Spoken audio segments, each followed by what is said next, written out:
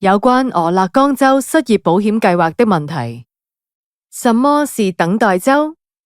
根據失業保險計劃，在你申索並符合所有福利要求的第一週，你實際上不會得到任何金錢，但你不要因此氣餒。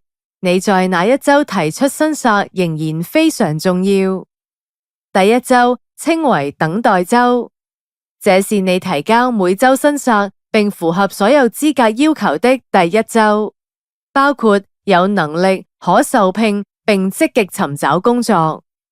雖然有必要在本週提出申索，但你實際上不會因此獲得任何福利金。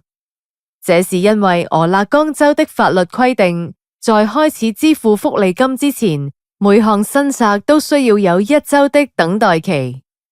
請謹記，在你提出申索至少1週之前，我們無法向你發放福利金或對你的申索做出決定。